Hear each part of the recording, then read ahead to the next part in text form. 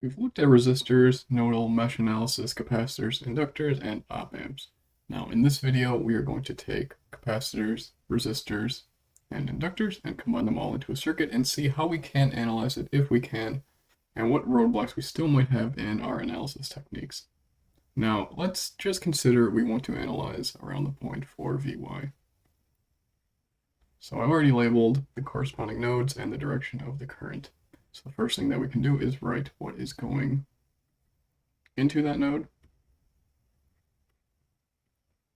And then we'll have what's going out.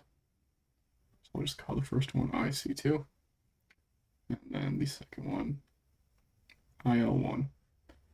Now from this, we want to recall that the current through a capacitor is equal to the capacitance times that time derivative with respect to voltage, and that the voltage over an inductor is equal to the inductance times the time derivative of the current.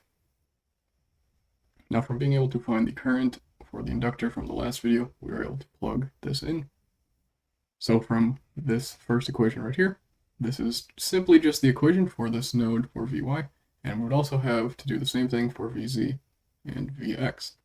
And you can see how easily the complexity of the circuit arises, where now we have derivatives and integrals all in the same equation. And if we're trying to have three equations that all have derivatives and integrals potentially, well, it becomes very hard to solve. But there's got to be an easier way to solve this, and we'll see that in the upcoming videos in the future. So for now, we still have some roadblocks. But what we can do, well, we can look at op-amps with capacitors, resistors, and inductors, and we can do some analysis that way. So we want to look at the differentiator op-amps, and there's two configurations, one with a capacitor, one with an inductor. So we'll start with the one with the capacitor, and we will just do a nodal analysis around this point. Recall what our op-amp rules were from the op-amps video. Now what we can say is that the current going into this node is just IC, and that's going to be equal to minus V out over RF.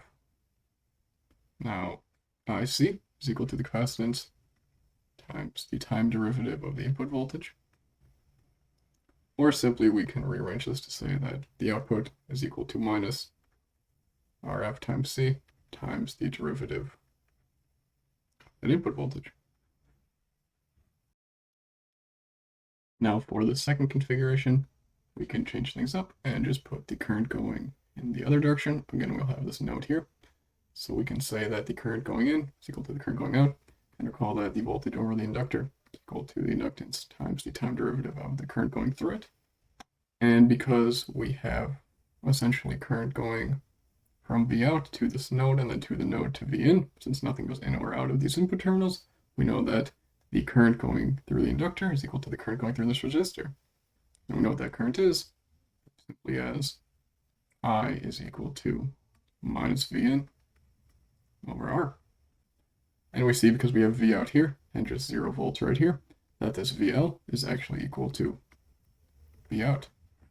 So now we can say that the output voltage is equal to minus L divided by R times the time derivative of the input voltage. Now we can look at some integrating op-amps or integrator op-amps. Very similar process where we have this node here. So we're just going to do a nodal analysis, say that Vn over R is equal to minus C multiplied by the time derivative of the output voltage, or simply that the output voltage is equal to minus 1 over RC times the integral of the input voltage. Now we can look at the second case, where similar to the last one, the current going through the inductor is equal to the current going through this feedback resistor RF. So we'll just make two currents like this, and we can say that the current going through the inductor is equal to minus V out over RF. And if the voltage over the inductor is equal to the inductance multiplied by the derivative of the current going through the inductor, well then that is just equal to minus L divided by RF multiplied by the time derivative, the output voltage. Or that the output voltage is equal to minus RF divided by L times the integral of VL, which is the input voltage since this node is 0 volts.